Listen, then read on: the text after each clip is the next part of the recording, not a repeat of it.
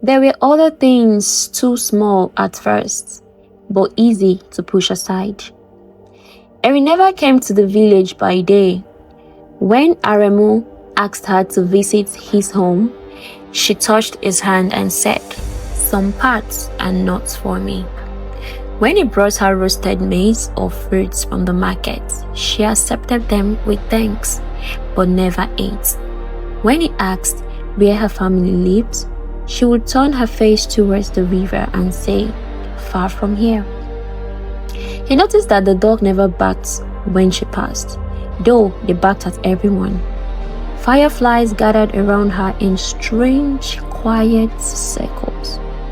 And one night, when clouds covered the moon, she seemed thinner somehow, less solid, as though the darkness itself could swallow her. Still, love is stubborn blindness. It sees signs and calls them shadow. It hears warning and calls them jealousy. One afternoon, as Aremu returned from the field, he found old Mama Sade waiting outside his compound. She was a village healer, bent with age but sharp of mind, with eyes like coals that had not yet died. She knew herbs, dreams, birth, fevers, and secret names people whisper when the world turned strange. She watched him for a long moment before speaking. "He smells of river mist," she said. Aremu forced a laugh, perhaps because I passed the river.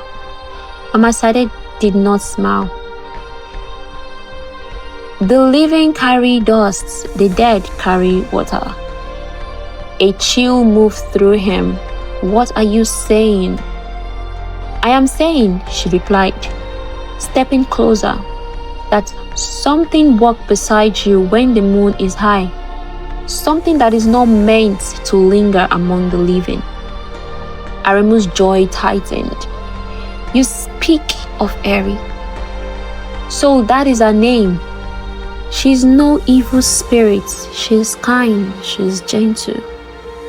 Mama Sade sighed, and for the first time he saw pity in her face.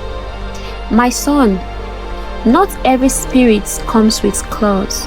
Some comes with the face your heart most longs to see." Aremu turned away. "I will not listen."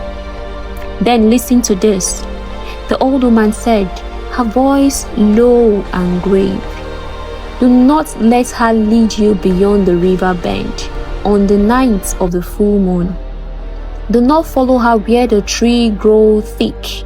If she asks for your promise beneath the silk cotton tree, refuse her." Aremu looked back, anger burning in him. "You speak as if love is a sickness." Mama Sade shook her head. "No, but some love are doors, and not every door should be opened." She left him with a small charm made of cowries, shells, and red thread. He threw it into the corner of his heart and did not look at it again. That night, he went to Eri full of wounded pride. He told her what Mama Sade had said. For a while, Eri was silent.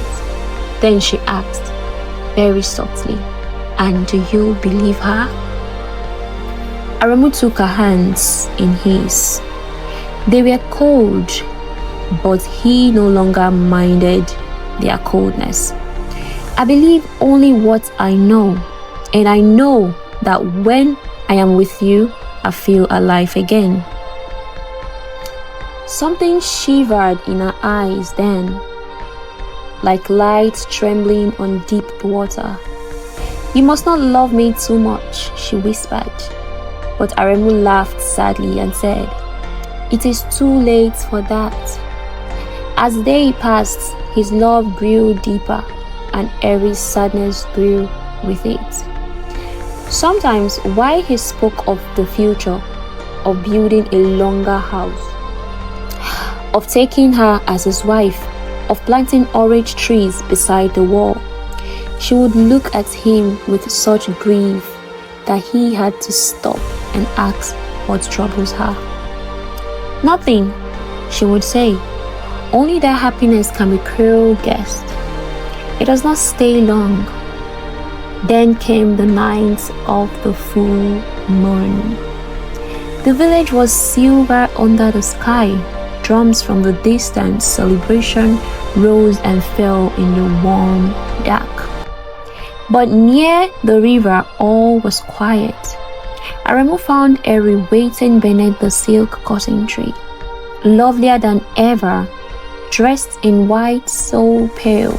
She seemed woven from the moon itself. Yet there was fear in her beauty that night.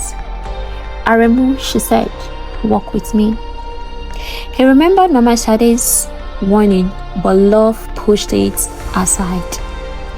They walked beyond the usual bend, past reeds and hanging roots, into a part of forest where the trees stood close together and no night birds called.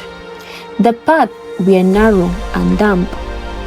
Strange white flowers grew in clusters, though Aremu had never seen them there before.